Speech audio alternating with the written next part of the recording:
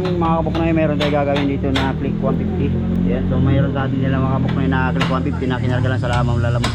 So mga kabuknoy, ito nangyari sa kanya click 150, yung bigla lang minto sa gitna ng daan. Hindi napansin ni boss yung kanyang click na may tumatagas na oil dun sa kanyang makina. Yun ang alamin natin mga kabuknoy, anong problema ng click ni boss.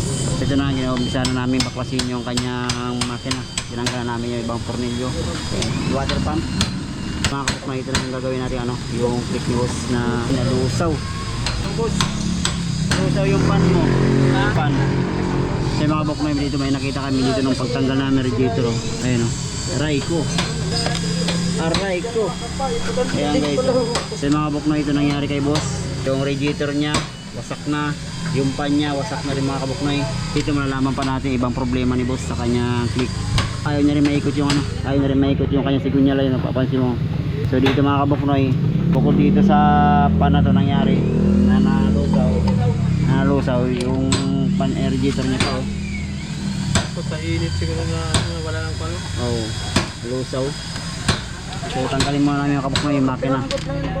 So alamin natin mga kabuknoy yung tumatagas dun sa kanyang oil. Ay malamang ito boss yung tumatagas sa yung oil seal. Oil seal sa magneto. So tingnan mo natin mga kabuknoy yung problema ni boss sa kanyang click. Kasi nabaklasin ni Butbut yung ito yung pinakamalala na nalusaw. Ayun o. Ano siya naluto? Kaya pala din sa umandar. Hindi, bukod sa umandar wala nang ayun o. Ba't ganyan nakakuha ito? Init. So, nagkulat naman siya, no? Kunti. Ayun. Ano putol yung dito? Ayun, wala. Lusaw na rin yan eh. Ano yung may itong dito? Tingnan natin sa contact namin kung magkaan. Tama na to. Oo, bibilin din yan. Siyang guys, ito na yung ni boss. Pan, radiator pala yung nakikita namin dito. So di pa namin nabubuksan yung makina.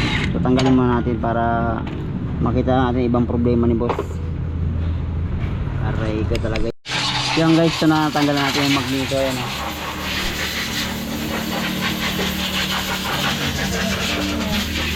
Grabe mga kabuknoy yung kapal ng pini ng kanyang frame magneto. So dito mga kabuknoy, papalit tayo ng oil sa magneto niya. Ayan. Kapal na. So tanggalin ko muna yung tanggalin muna namin yung makina doon sa kanya chassis.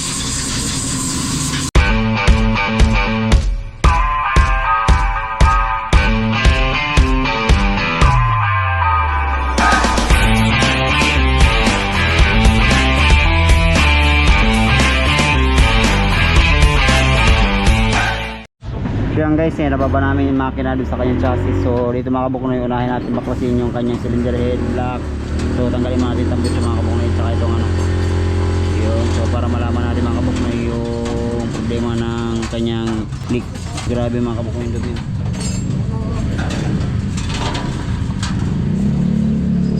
Yan. Yan guys, so yung water pump na to bagong palit lang na to mga kabuknoy. Yun, so bali pinapalitan ni boss yung water pump, bali bago na to. So dito malalaman pa natin ibang sira sa kanya click.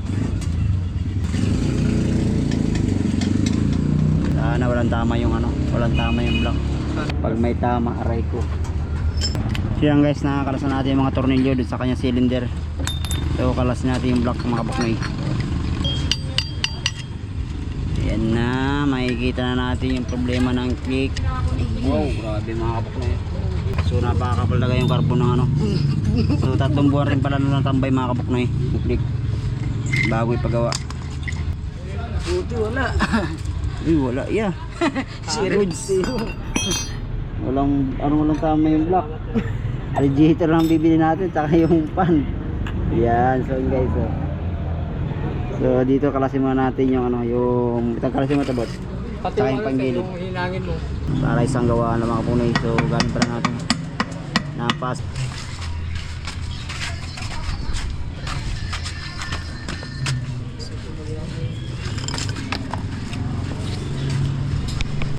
dito ba siguro sa gilid lumabas oil seal yung langis, no?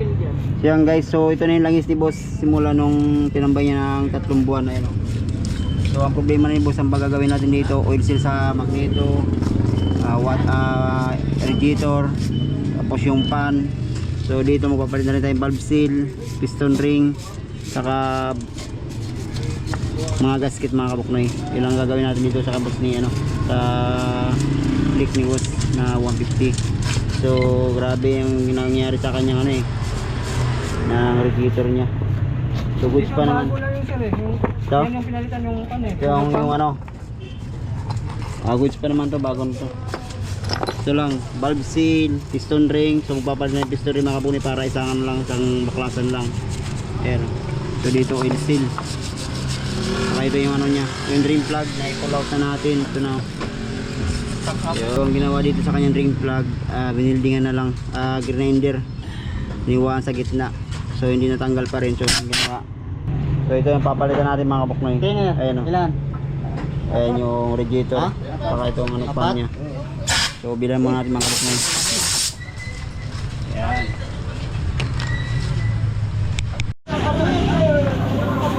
Yan guys, nabuna namin yung makina ng click. Ayan o. So hindi na namin overhaul mga kabuknoy. Yung ginawa namin tap lang. Saka piston ring, valve seal. Nagpalit rin kami. Ito na yung bagong pan. Yun, so ito yung bagong radiator. Genuine yung binili namin mga kabuknoy. Ayan, so wala kayong makuha ng ano, generic. So genuine na lang na kinuha namin na radiator. Ito yung brand.